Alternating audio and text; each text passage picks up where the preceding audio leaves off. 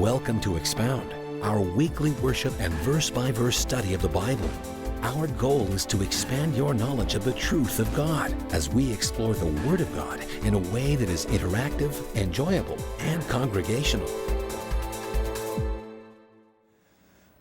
Between chapter 19 and 20 is a 37-year gap.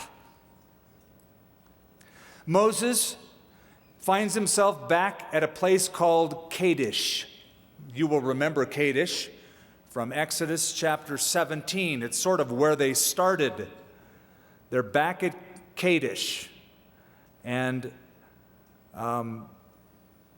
there's a whole new generation that is there. The old generation that came with him into the wilderness is by and large almost all gone. There's a whole new generation that has come up. And yet, even though there's a new generation, they fall into old patterns. The old generation complained, and whenever an old generation of people are complainers, they have an audience called their children and grandchildren. And the things you say and the things you do that you think nobody sees, believe me, they watch and they emulate. And if you hear your kids say or do something, you go, where did that come from? You.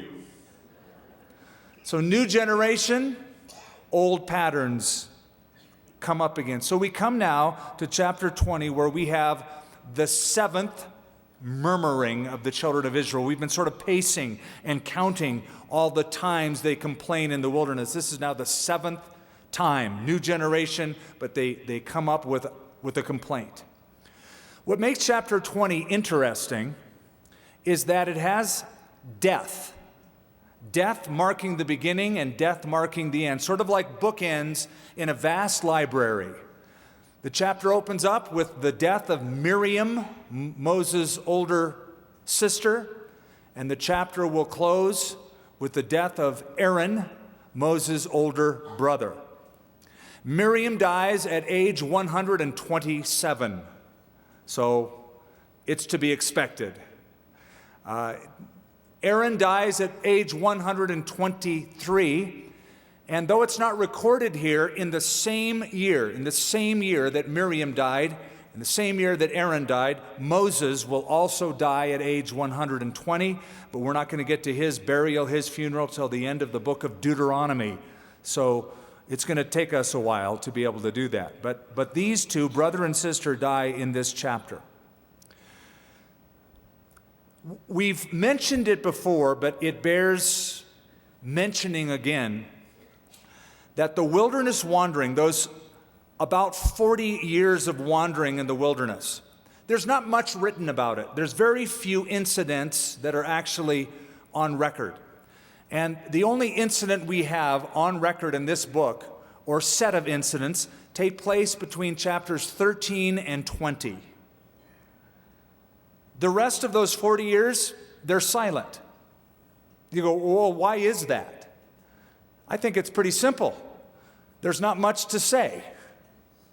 When you've sinned and you just waste your time and you're just wandering around, I mean, I guess you could write about we saw this rock and that horny toad and that lizard and that snake, and we woke up in the tent again. But there's just really not much to say when you're wasting time, if you're not making time, if you're not redeeming the time, if you're just wasting time, you've said it all. So there are periods of our life that we can waste our time in. Certainly the time before you came to Christ. Those were wasted years. So please take a hint from how the story is told. Not much is told during the wasted years.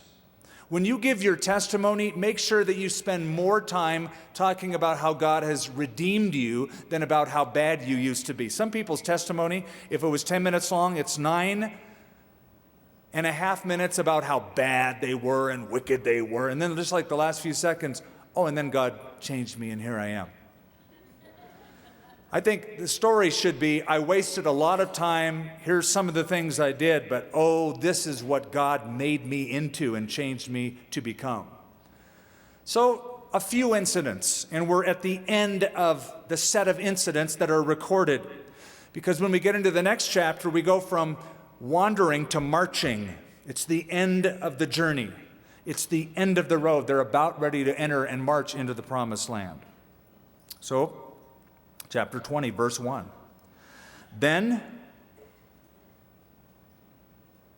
the children of Israel, the whole congregation, came into the wilderness of Zin in the first month, and the people stayed at Kadesh, and Miriam died there and was buried there. This is deja vu. Moses has been here before. The congregation has been here before, though many of them, most of them, were quite young. Last time Moses was there, 12 spies were sent into the land. Remember, we described Kadesh Barnea as the El Paso of the land. It's the entrance border town to the land where the spies were sent to go up and look and check out what kind of a land it was that God was giving them. So they went from Kadesh up from the south, the Negev desert, up into the hill country of Judea, even into Hebron, where the grapes were big, and they brought back some of the fruit of the land. When the 12 spies came back, 10 of them had a bad report. They were so fearful, they injected their fear into the lives, into the bloodstream, the spiritual bloodstream of the rest of the nation, so that that fear became contagious. And nobody wanted to go up. So, since they didn't want to go up, God said, fine, you won't go up. You'll go around in circles for many, many, many years. And then, since you don't want to go in, you won't go in. You'll die in the desert, and your kids will go in. So here they are, back full circle. They have wandered for about 40 years. Interesting, because when Moses sent them to spy out the land, he sent them in for 40 days. For 40 days, they were able to see the beauty. For 40 days, they were able to behold the fulfillment of God's promise. For 40 days, they were able to see the grandeur and the verdure of the land. But they disbelieved. And so, in response to that, there is 1 year for every day that the spies were in the land. You refused to go in, they were in for 40 days, you shall wander for 40 years. Now it's the end of that journey almost. It says in verse 2, notice a recurring problem. Now there was no water for the congregation, so they gathered together against Moses and against Aaron. And the people contended with Moses and spoke, saying, if only we had died when our brethren died before the Lord. Now, when Moses heard that, he thought, I know this song. I've heard it before. The lyrics are the same, but it's a different choir. That's exactly what their parents sang so many years back. Now they're singing the same refrain, same song. And I think by now when he hears, oh, if only we had died under his breath, he's going, amen. It would have been a whole lot easier if you had died. And I wouldn't have to put up with this for so long. What a thing to say. If only we would have died like our brothers died. What were they referring to? Well, they were referring to their parents, their brethren, their older brethren of the children of Israel, that generation that had died. If we would have just died like they died. Or maybe even referring to Korah, Dathan, Abiram, On, and the 250 of the leaders of Israel that came against Moses and Aaron. Maybe they remember that death. And they thought, it would have just been better if we would have died like that. Why have you brought up the congregation of the Lord into this wilderness, that we and our animals should die here? And why have you made us come up out of Egypt to bring us into this evil place? It's not a place of grain or figs or vines or pomegranates, nor is there any water to drink. Now, they have their history a little bit askew. It's as if they're saying, you promised the promised land. You promised a land of abundance. That's all the stories we've heard for generations.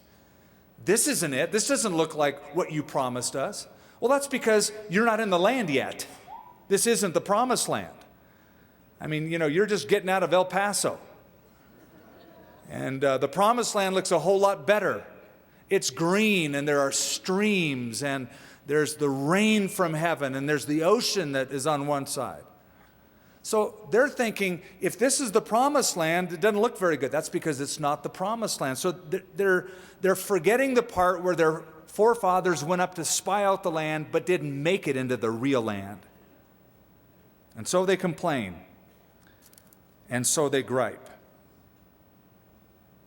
New generation, same sin. With every generation, it's interesting. I've observed this because I remember my own generation. I remember when I was young and I wanted to differentiate between, my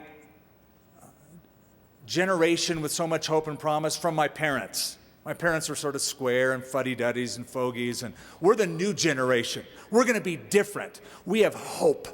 We're going to change the world. Every generation says and thinks that. And, we're not like the old folks. We don't fall into those same kind of things they do. New generation, same sin, same problems. Human nature is human nature. Like father, like son, like mother, like daughter. In many ways, they wanted to be different, and perhaps they were. Certainly they are, in that they'll get into the land, but they're repeating the same things of their previous forebears. So they complain this isn't the right place. But listen, they're thirsty. Now, on one hand, I want to give them a break. The other hand, I want to say complaining is sin. So let me start with the first. Human nature is quite frail. Human beings are quite frail. And, truth be told, we need water to survive. Your body is 2/3 water.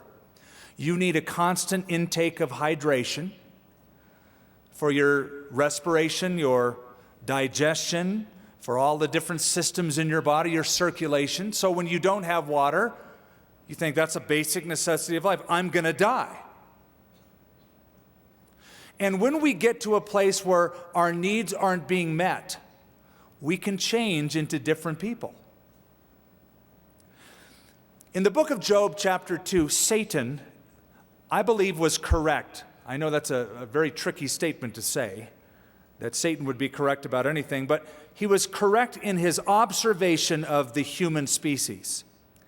In chapter 1, he tried to say, I'm going to take these things away and Job will curse you to your face, and it didn't happen. So in chapter 2, Satan says, well, let me afflict him with a disease. And then Satan said this, skin for skin, all that a man has, he will give for his life. I believe that was a correct assessment.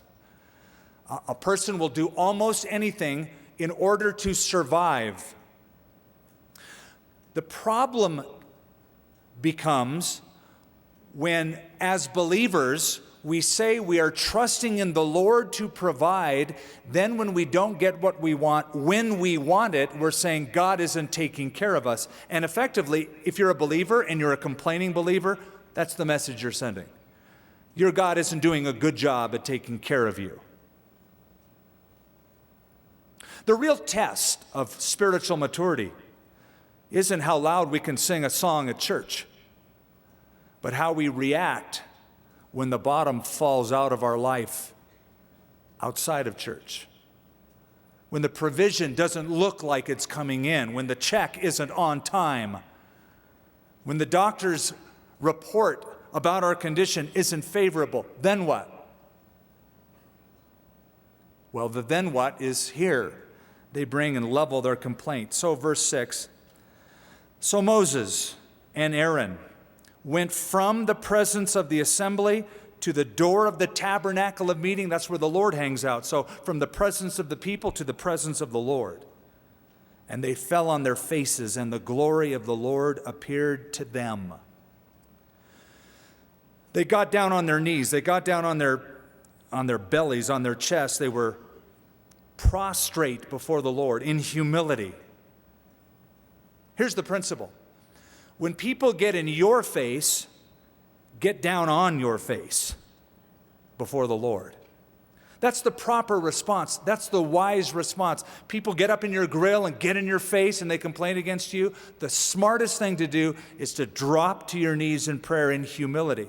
When they're up in your face, you get down on your face before the Lord. They were wise. They did that. They were seeking the Lord. A couple of texts come to my mind. You know, if I were Moses and I were Aaron, I'd say, okay, I'm done with this. This is like 40 years. I put up with your parents. They're dead. Hello. Get a clue here. But they just turned around, left, and took it to God. So here's what it says. We have already covered it, but let me remind you of 1 Peter chapter 2 concerning Jesus Christ. When he was reviled, he did not revile. And when he suffered, he entrusted himself to the one who judges righteously. When you suffer, when you're reviled, what do? Do you react or do you respond? Do you react against men and women or do you respond this way? When they get in your face, do you get down on your face before the Lord? Well, why do I need to pray? First of all, just for constraint, so you don't do or say something stupid. A soft answer turns away wrath. And how about praying for wisdom? James in chapter 1 says, if anyone lack wisdom, let him ask of God, who gives liberally. I find that when situations like this arrive and I don't know what to do, I want to pause and ask God, what should I do? I need your wisdom. So they did so. The glory of the Lord appeared. And the Lord spoke to Moses, saying, take the rod and beat him in the head. No, he didn't say that. If I were Moses, I would kind of wish for that. Take the rod. Yeah? Oh. Okay, you want me to do that? Okay. Take the rod, you and your brother Aaron, gather the assembly together. Speak to the rock before their eyes. They're going to be watching you. Go walk up to the rock and talk to it. Thus you shall bring water for them out of the rock and give drink to the congregation and their animals. Several years before this, 37 years approximately, at the same place, when the older generation was there and they needed water, the Lord said, Moses, take your rod and strike the rock. Hit it, and water will come out. Now he says, Moses, take your rod and don't hit it. Don't beat it. You did that once. Just talk to the rock. Speak to the rock. Maybe Moses thought, that's going to look really embarrassing to talk to a rock. Talk to the rock. Speak to it. And it will yield its water. Thus you shall bring water for them out of the rock and give drink to the congregation and to the animals. So Moses took the rod from before the Lord as he commanded him. And Moses and Aaron gathered the congregation together before the rock and said to them, hear now, you rebels, must we bring water for you out of this rock? And Moses lifted his hand and struck the rock twice with his rod. And water came out abundantly, and the congregation and their animals drank. 37 years ago, hit the rock. 37 years later, don't hit it, talk to it. Now, I probably don't need to remind you, you're New Testament students. You know that there is a typology in this rock, right? According to Paul the Apostle. I'll refresh your memory in 1 Corinthians chapter 10.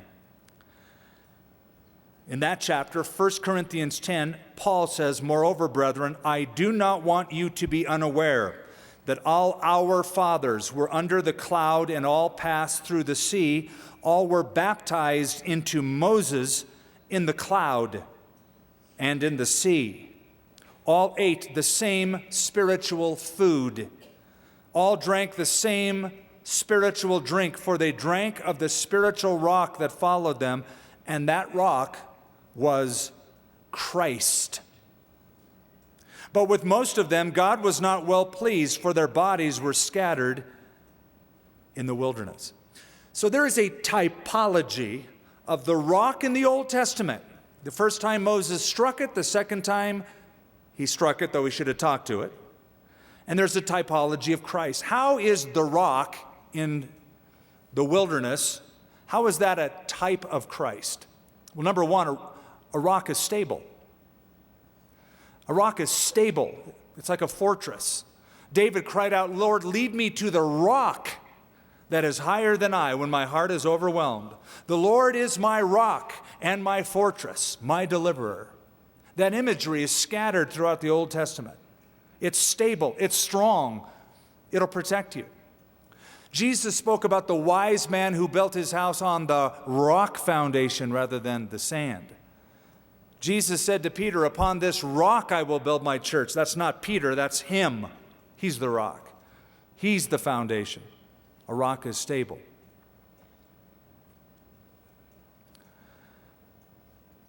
For they drank of that spiritual rock that followed them, and that rock was Christ.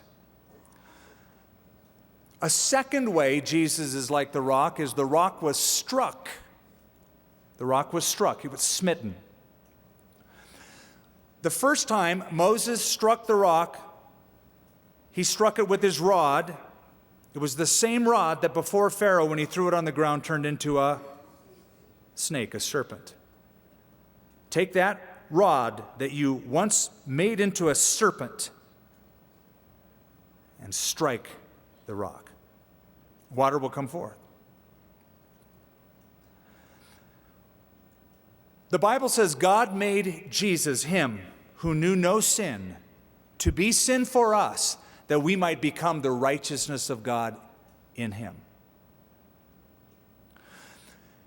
The rock needed only to be struck once, not twice, because there's a typology in that rock that speaks of Jesus Christ, and to strike it, as he does here, messes up that whole prophetic typology, that whole prophetic picture, that insight into what Jesus would be like, as Paul said. So why strike it once and not twice? Because Jesus hung on the cross and said, "It's done, it's finished." He only needs to be crucified once. I grew up in a religious system that talked about the continual sacrifice of Jesus Christ. We always need to see that continual sacrifice of his broken body and his shed blood. No, you don't. It defies the very nature of the sacrifice itself. It is done. It is finished. You can't add to it. It's over. You don't strike Jesus again. You just talk to the rock. You have fellowship with him. What he did once for all. So, he didn't do that. Moses, on the other hand, notice in verse 10, he said to them, now listen to what he says, "Hear now, you rebels." I get that, I understand that, I feel for him. My flesh is right there with him. But then he says, "Must we bring water for you out of this rock?" And Moses lifted up his hand and struck the rock twice, and water came out abundantly. And the congregation and their animals drank. Okay. Moses was a meek man, am I right? He was the meekest man in all the earth. We know that because he tells us he is.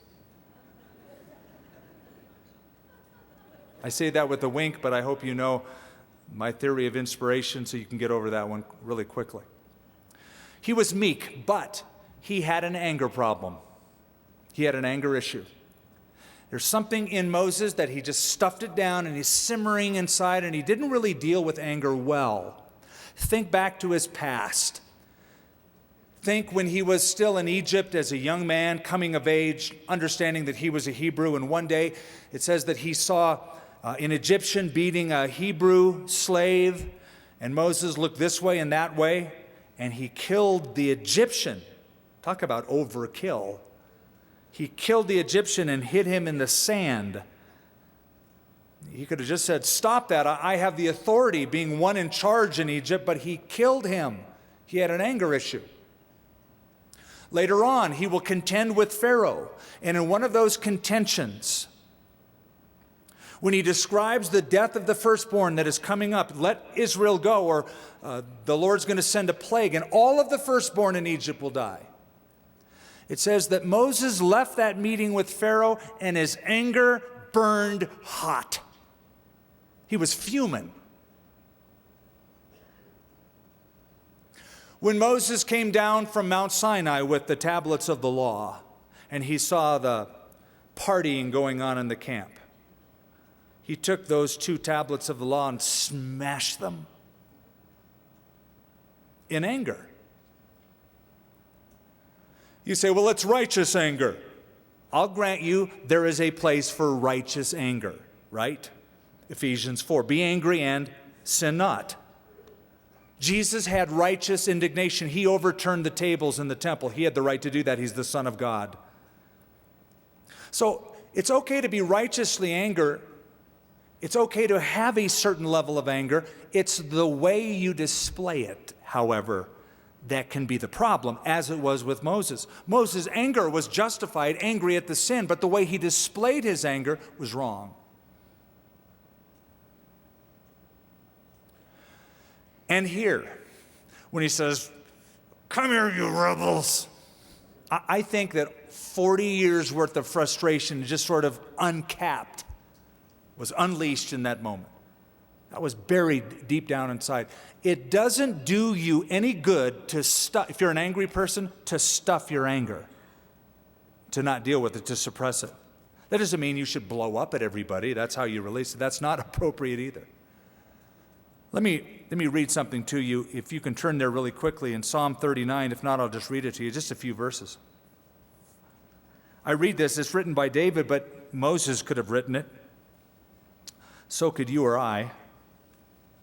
Psalm 39, I said, I will guard my ways, lest I sin with my tongue. I will restrain my mouth with a muzzle. It would be helpful.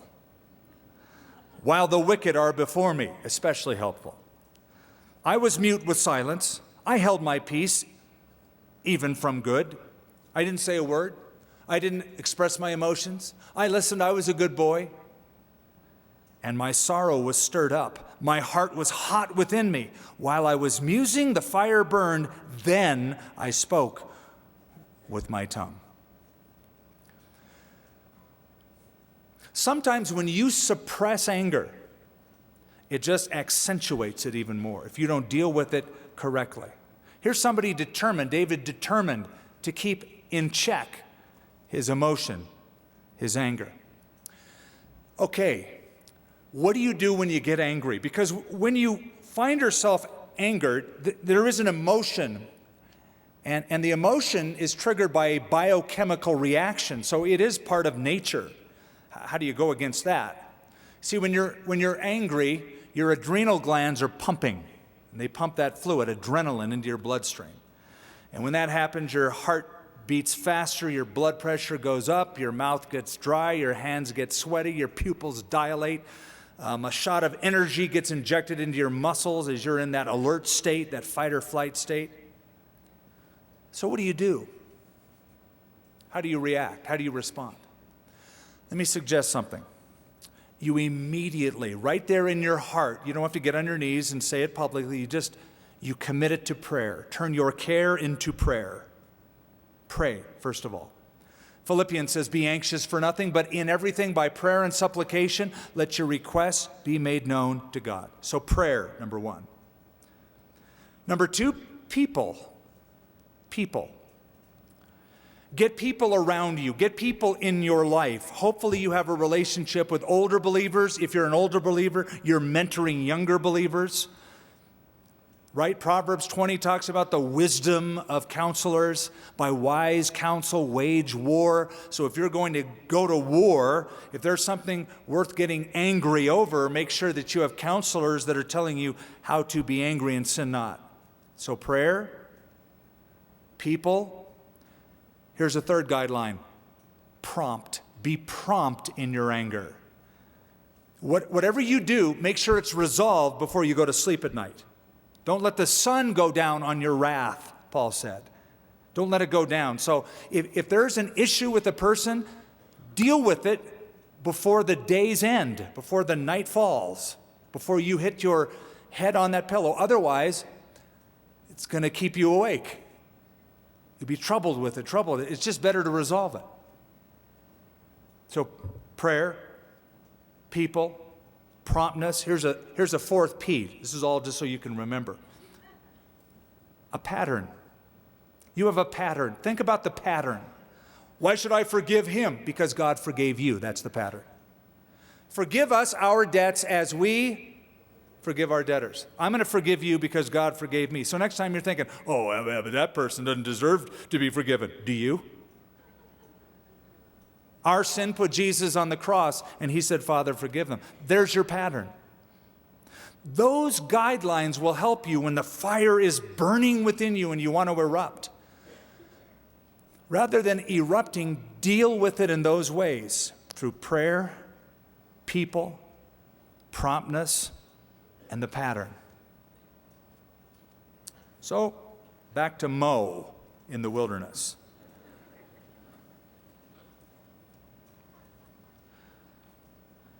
The Lord spoke to Moses, verse 12, and Aaron, because you did not believe me to hallow me in the eyes of the children of Israel, therefore you shall not bring this congregation into the land which I have given them. This was the water of Meribah. Meribah means contention or contending. Because the children of Israel contended with the Lord, and he was hallowed among them. Somebody once said, if you fly off the handle, you're bound to make a bad landing. Moses flew off the handle and crashed and burned. I grew up with a father who would be explosive in his anger. We were a church-going family. My father was known in the community, had a great laugh and a winsomeness about his character. But when something bothered him, and that anger just sort of seethed in him, I watched it grow. When he erupted, you want to get out of the room. And unfortunately, his 4 sons observed that, and some of us picked up on that, self included. I remember the time when I took a guitar because I couldn't get the right chord and just got so angry I just smashed it. It was his guitar. That made matters worse, so I really got in trouble. My anger was compounded on top of his anger after that. Or the time I was so mad at my mom that I thought I was the Karate Kid, and I put a big hole in the door, the front bedroom door, and my mother just put a piece of white cardboard over it, and for the next 5, 6, 7 years, that piece of cardboard was over that hole. And every time I'd see it, I'd get so embarrassed and thinking, Mom, let's just replace it. She goes, oh, I will at some point. And it was always a testimony of my mishap, my misstep, literally, into that door.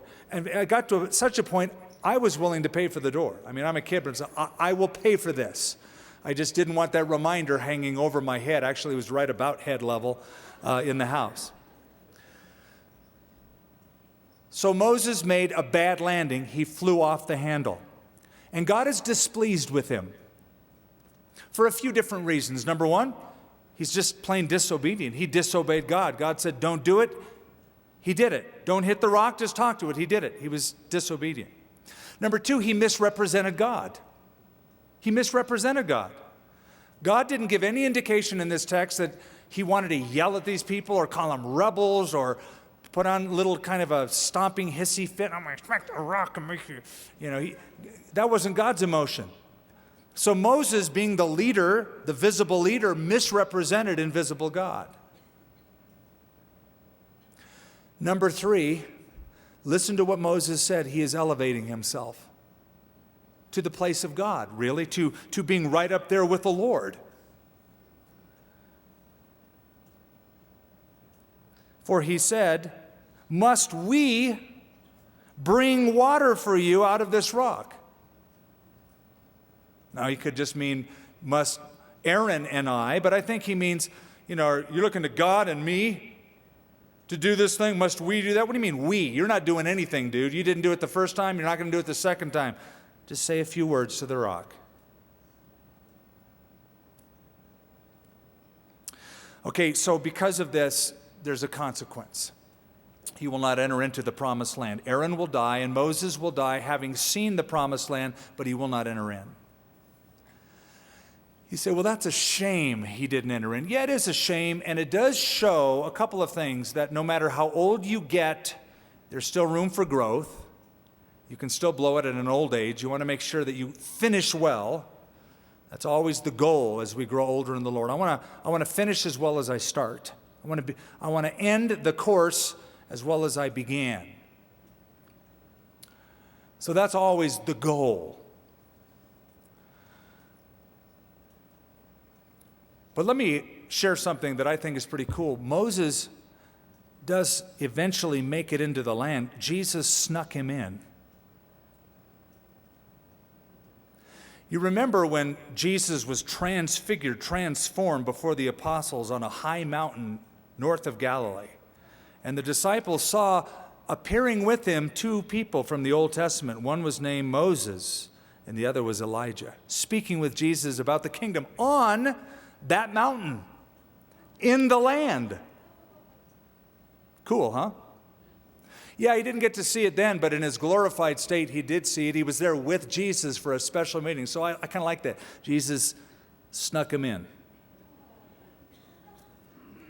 Now Moses, verse 14, sent messengers from Kadesh to the king of Edom. Edom is part of present-day Jordan, south and east of the Dead Sea.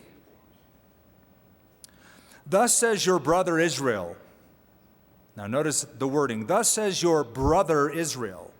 You know all the hardship that has befallen us. Moses will sort of recount in brief the heartache, the hardship, the problems, a little brief history of Israel's struggles up to that point. How our fathers went down to Egypt, and we dwelt in Egypt a long time, and the Egyptians afflicted us and our fathers. When we cried out to the Lord, he heard our voice and sent his angel and brought us out of Egypt. And now, here we are in Kadesh, a city on the edge of your border. Edom is called the brother. Moses said, we're your brother, you're our brother. And that is because if you remember your Bible, Edom is a descendant of Esau. Esau, the brother of Jacob. Remember Rebekah when she was pregnant and there were twins inside of her, and the word of the Lord came and said, 2 nations are in your womb, striving against the other. And the older shall serve the younger. The older was Esau, the younger was Jacob. Esau forfeited his promise, the promise of inheritance, because he wanted a nice bowl of stew. You know, what's better than green chili stew? Or in this case, red porridge. And so, yeah, you can have, I'm not interested in spiritual blessing, I just want a good meal. He didn't care about spiritual things. He was all self-centered, physically oriented. So Jacob gets the blessing. So what happens? Esau moves down to Seir, and he displaces the Horites. Mount Hor will be mentioned here. He displaces the population, the Horites, and he and his population, he and his progeny settle there. So they're connected. It's their family history together. Verse 17 is the plea. Please, let us pass through your country. We will not pass through field or vineyard, nor will we drink water from wells. We will go along the King's Highway. The King's Highway is from the Gulf of Eilat, down at the bottom. The Sinai Peninsula has the Red Sea on one side, the Gulf of Eilat or Aqaba on the other side, and there's a little town of Aqaba or Eilat. So from that town north, east of the Jordan River to the city of Damascus was the King's Highway. It traveled south to north. We're going to stay on the main road. We're not going to deviate. We're not going to have a grape. We're not going to eat your wheat. We're not going to drink your water. We will not turn aside to the right hand or to the left until we have passed through your territory. And Edom said to him, You shall not pass through my land, lest I come out against you with a sword. And so the children of Israel said to him, We will go by the highway, and if I or my livestock drink any of your water, then I will pay for it. Let me only pass through on foot, nothing more. There seems to be this perpetual animosity between Edom and Israel. You'll see it throughout the Bible, throughout the Old Testament. The prophet Ezekiel will pronounce judgment against the Edomites, and did you know the entire book of Obadiah is basically a song, a judgment song, a doom song, a dirge that is written against the Edomites as God speaks judgment to them. Then he said, that's Edom, You shall not pass through. So Edom came out against them with many men and with a strong hand. Thus Edom refused to give Israel passage through his territory, and so Israel turned away from him. Then the children of Israel, the whole congregation, journeyed from Kadesh and came to Mount Hor. So they have to take a different roundabout, circuitous path because they can't go through. They could have gone straight through, but they can't, so they can't go through. They have to go around. And the Lord spoke to Moses and Aaron in Mount Hor by the border of the land of Edom, saying, Aaron shall be gathered to his people. You know what that means? It means he'll die. But isn't that a great way to put it? Instead of saying, Moses, go tell Aaron he's a dead man. Because when you hear dead, it sounds so final. But what a great description. He'll be gathered to his people. You see, death is a union with God and a reunion with God's people. That's what it is. When you die, you will be immediately in union in the presence of the Lord, and you will be reunited with loved ones, believers who have gone before you into heaven. It's not just a nice thought, it's reality. One day you'll be gathered to your Lord and gathered to your people. So when we say he died, it's not really accurate if you're speaking of a believer. If you're speaking of a Christian, she died. No, she moved. He graduated. He's been elevated. He's home. He's gathered with his Lord, with his people. All of those are apt descriptions because there's no finality in it. He will be gathered to his people. For he shall not enter the land which I have given to the children of Israel because you rebelled against my word at the waters of Meribah. And Aaron and Eleazar, his son, take Aaron and Eleazar, his son, and bring them up to Mount Hor. And strip Aaron of his garments and put them on Eleazar, his son. For Aaron shall be gathered to his people and shall die there. So the high priest is dying. Aaron the priest is going to take his garments and put them on his son. Now his son is going to take his place. And I love the thought of ministry being transferred if God's anointing and gifting is in a family, to see generation after generation after generation. I've heard of certain families whose great-grandfather were preachers, and then grandfather, and then dad, and then son, and I love that. Dads, do whatever you can. There's no guarantee that God's gifting is there, but do whatever you can to mentor and encourage and release opportunity and ministry and blessing, anointing into the life of your sons and daughters. God buries his workmen, but his work goes on. Yep, Aaron's dead. He's over, but his son will take over, and the priesthood will continue, and God's work will continue.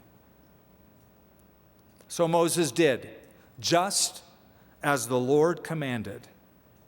And they went up to Mount Hor in the sight of all the congregation. Moses stripped Aaron of his garments and put them on Eleazar his son, and Aaron died there on the top of the mountain. Then Moses and Eleazar came down from the mountain.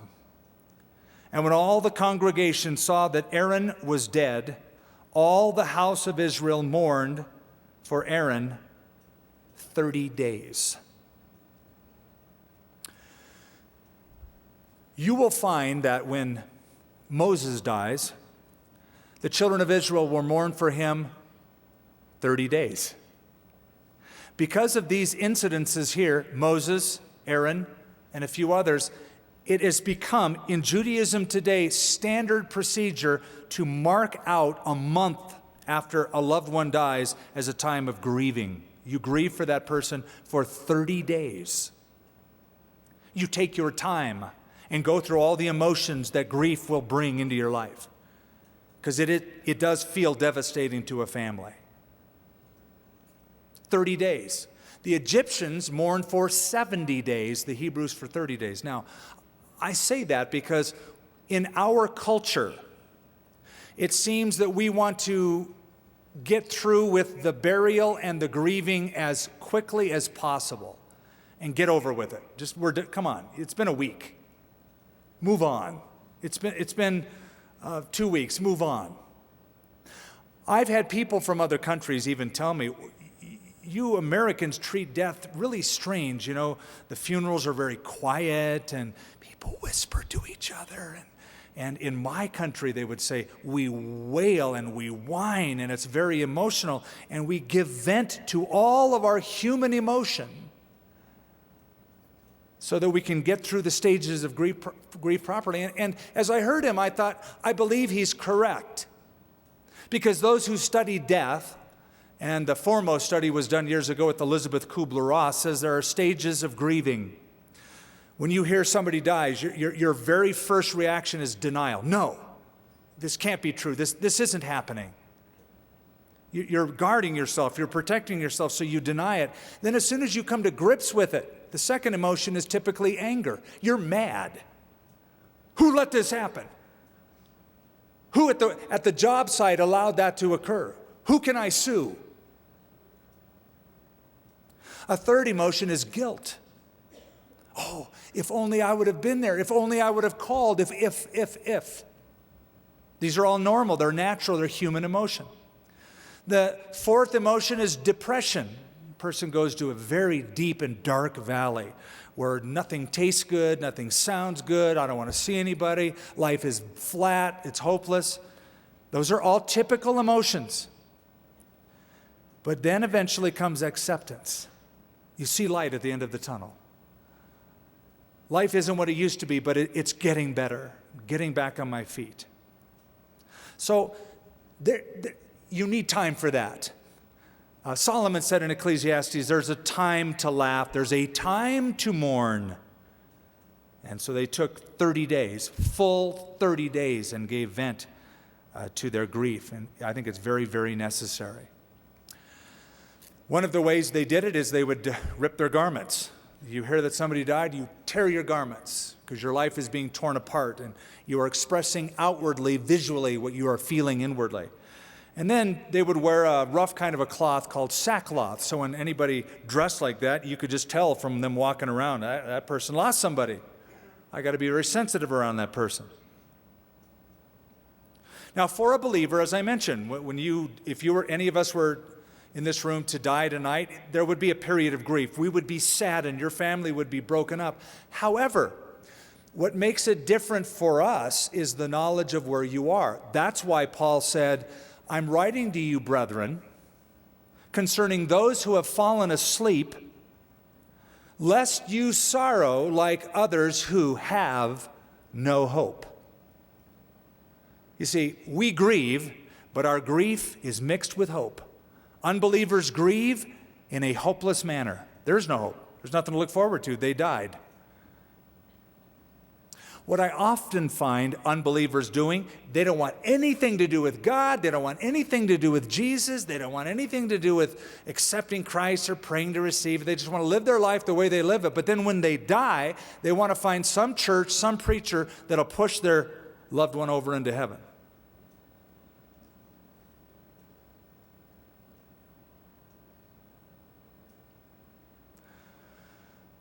I love the story about the preacher who was approached by a family member, a man whose brother had died. The brother that died was a notorious womanizer and a drunk, a philanderer, a cheat. Everybody, he had a bad reputation in town. But the brother came to the preacher and he said, "Preacher, I want you to do my brother's funeral." He said, "I'd love to do your brother, but preacher, I need you at the funeral to be kind to my brother in his memory and say that he was a saint. Say some nice words, and I'd like you to say that he was a saint." The preacher said, "I can't do that. I'm a man of integrity. I'm a man of God. I cannot say what is not the truth." We all know he was a lie and a cheat and a scoundrel.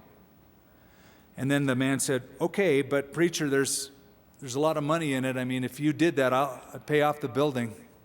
I know you have a large debt in this place, and I'd be willing to pay it all off if you just say my brother was a saint." Preacher thought about it and he said, "Okay, you got a deal." They shook hands on it. Day of the funeral came. Preacher stood up. Everybody was wondering, what is he going to say? What is he going to say?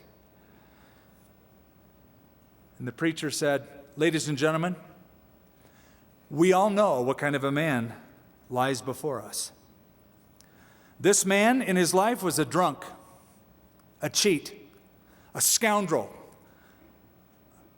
He was no good, but compared to his brother sitting up here in the front, he was a saint."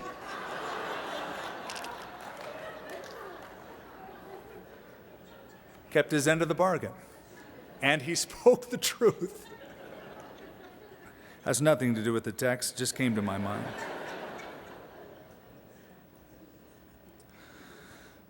So we do sorrow. In closing, we do sorrow, but we sorrow differently. Should Christians cry when a believer dies? Oh, yes. In fact, more so. Because the sweetness of that fellowship we had is broken. Well, that's for women. Men don't cry, right? That's an unfortunate part of our culture. I remember hearing that as a little boy. Big boys don't cry. So here's what typically happens. The boy runs and trips and injures himself, and somebody picks him up and says, "Oh, it's okay, don't cry, don't cry." And then we whisper, "Big boys don't cry." So by the time that kid is 10, he thinks masculinity and tears do not mix. Males don't cry. To which I would reply, then why did God give you lacrimal glands, tear ducts? Why do you have those holes in the corners of your eyes to emit tears, if not to use it? Shortest verse in the New Testament, Jesus wept. He was a big boy. He was about to raise Lazarus from the dead. Jesus wept. He entered into their sorrow, knowing he would raise them up. And when Jesus wept, they said, "My, how he loved him," because he entered into emotion. So we've learned a lot about emotion, and as we close, let's close on this note. Emotions are good as long as your emotion doesn't supersede your devotion. Now hear me. Moses gets all emotional when he strikes the rock. Right? He gets all emotional. He was angry and he let his emotion supersede his devotion to God. Any human emotion has its place, but any human emotion can get out of place, out of whack, out of tune. Don't let your emotion supersede your devotion. You might be a fun person, a happy person, a joyful person, but even your joking and your humor, you can be taken to an extreme where it's abusive and it's wrong and it's unkind. You might be a loving person, but even the emotion of love can be askew. The Bible says, do not love the world, neither the things that are in the world. So any human emotion has to be kept under the proper devotion to the Lord. And that's where Moses and Aaron went astray. And so we have this chapter that bookends with Miriam and with Aaron. It was in my heart to do a whole other chapter, as you can see. We need to keep our promise.